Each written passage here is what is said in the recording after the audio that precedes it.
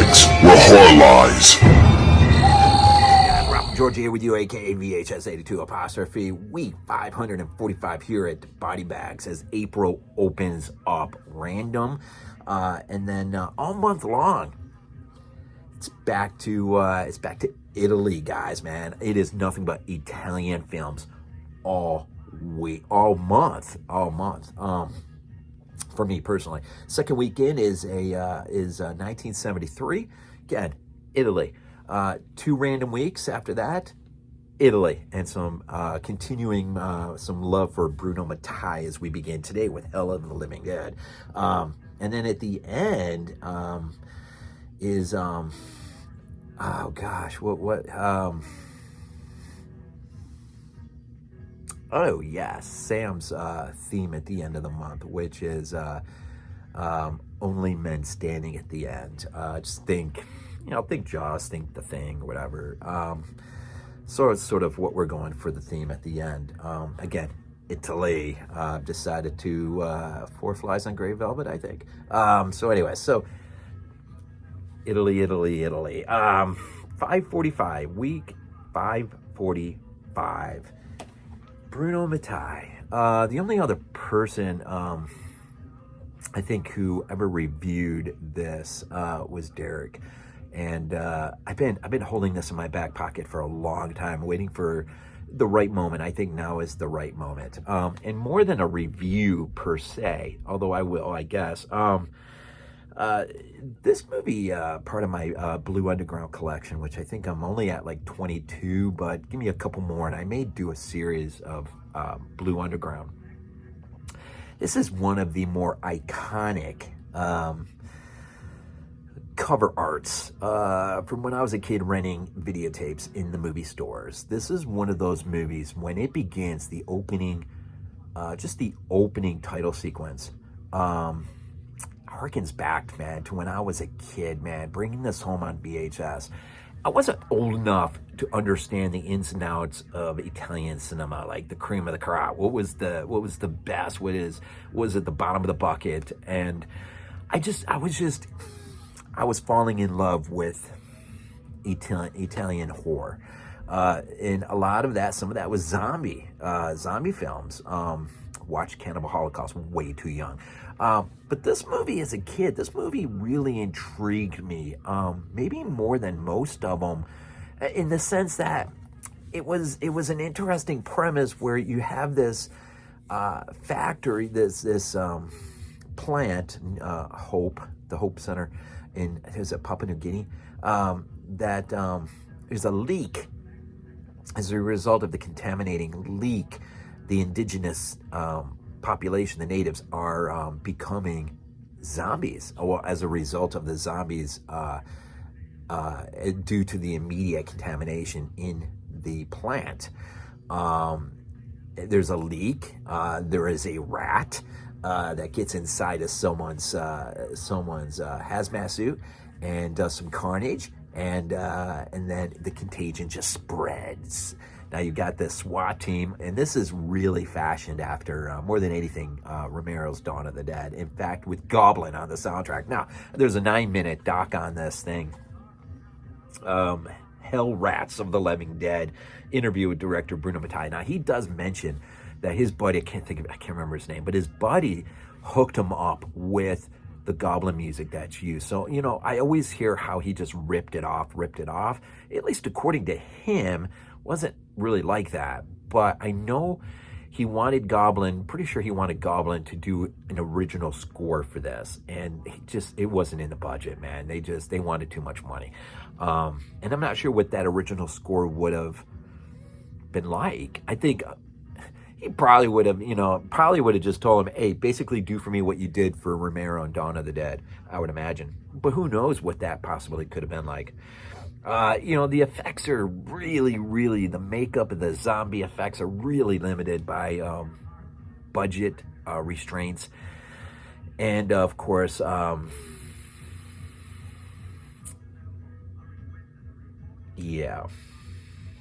of lost my lost my train of thought. You basically got everything in here. You got the SWAT team who are busting up an eco terrorist group who've got hostages, and then sort of kind of like we do in Dawn, right? And then they're going to take a little vacay to Papua New Guinea, same place for the explosion or the leak at the plant. And so immediately they're on mission to descend into the jungle to try to reach the plant and ascertain what is the cause of the leak or what is the cause of the zombie outbreak on the island before it gets off the island. Now, a lot of stock footage, and we were talking about it last night, me and some of the guys on BodyBags. And some of the stock footage is hilarious. You got, a lot of slow-mo moving, animals leaping from trees, hopping along the ground. And it really does, it just doesn't stop, man. It is, in terms of rewatch value, it is entertaining to the absolute max. It may have an oversense of cheesiness, although I do think even today, some of the scenes do work really good. I love how the plant is the bookend for the film, but even beyond the end, which is a total annihilation of our team of heroes that finally make it to the plant. It's a one-way street. I don't know if they ever really truly realize that or entertain that thought, but it is one-way. Fate and providence, or fate has taken them to ultimately their end, which is pretty real, man. Pretty real. There's a lot of over-the-top cheesiness scenes that sort of make you, but then there are moments there you just sit there and go, all right, I'm there. I'm there. I was always been enamored with the cover art from the VHS cover. And I want to say, I could be wrong on this, but it almost seems like Vestron was the one that first initially released this. Yes, Vestron was the initial distributor in the beginning. And that is interesting, because I don't know if Vestron in their new line have ever, I'm not sure why they haven't re-released this in a special Vestron release. And that would be interesting. I'm pretty sure it got the 4K treatment. Someone gave it the 4K treatment. It continually does get love by boutique labels, but I'm really surprised Vestron. I think just because Vestron was the first to distribute it US, I think that is when, if I'm ever to upgrade from my wonderful Blue Underground copy, if I'm ever to, it would be Vestron. I would love to see them get the rights and sort of go home, and that's what's got me excited about the pre-order on the Anthropophagus Absurd titles from 88 Films. It's sort of like a trip going back home in a way, because I have the initial 88 release from back in the day when I first became region free, and that was a main reason was to get my hands on Anthropophagus. Now we know later Severin would release it, and but when I ordered it, it didn't have a US release at the time. The best way to get it, easiest way to get it was through 88 Films. And so just the idea 88 is giving it the 4K treatment now, these years later, it's sort of a neat sort of coming home. Now Severin will probably release it at some point down the road, as they have rates to it as well.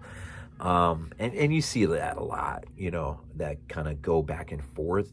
But I am definitely looking forward to seeing Anthropophagus for the first time. But this, as I said, this really ignited my imagination in the sense of, as a kid, as just a teenager, seeing the SWAT team descend into the jungle. All I really remember as a kid was just this accident and the plague and zombies and this SWAT team that goes on this mission to ascertain the truth. And ultimately, in the end, though, the zombie plague breaks out. And we have one last moment in the film where, of course, we see that, right? Yeah, it's funny. It's funny, a little thing on the back here. Monsters at Play, from Monsters at Play. Good fun, a guilty pleasure of the highest degree. I would definitely say of the highest degree. It is absolutely The rewatch value is there's no ceiling to that, man. It is just absolutely fun. If you're looking for Fulci Zombie, that you're not going to get with this. But what you are going to get is a more lower budget independent film that makes as much of its resources as any film possibly could be asked to do. I do think much of the score is from Dawn and also Contamination, and I think there was something else there as well at work.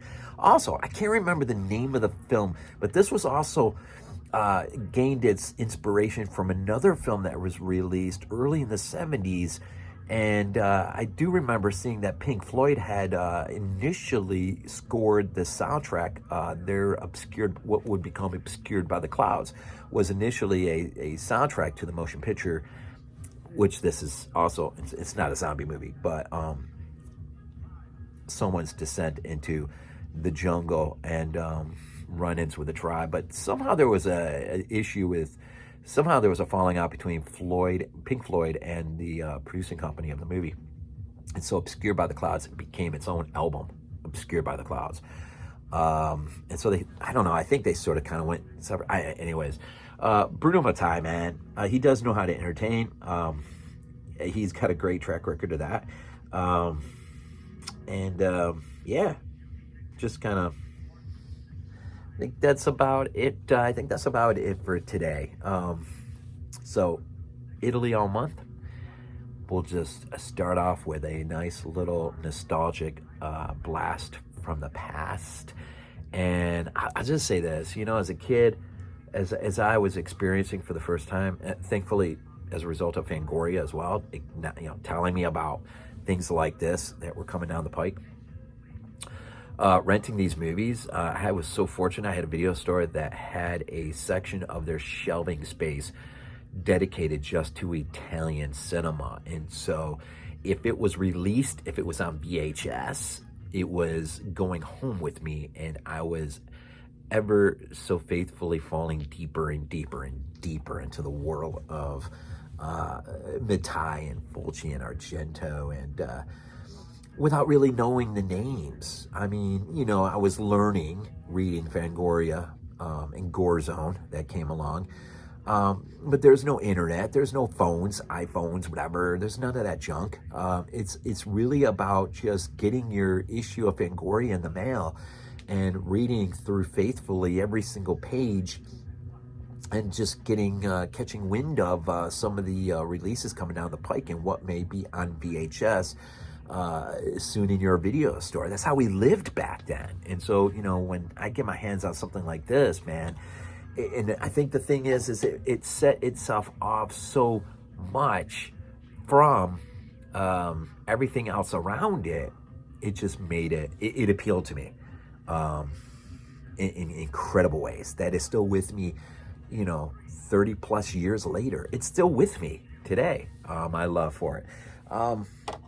So yeah, I think we'll just end there. Some love for Mattei going on here at BodyBags as April opens up before us. I'm going to be, of course, this always drops on Wednesday, right? I'm your regular Wednesday evening reviewer, but happy Easter. I record this on Sunday, so it is Easter. It's already been a great full day in terms of the children and the baskets in the morning and church and everything else. It's just been a great day. It's been a great day. And so I just hope you guys had similarly just an awesome day with your family on Easter.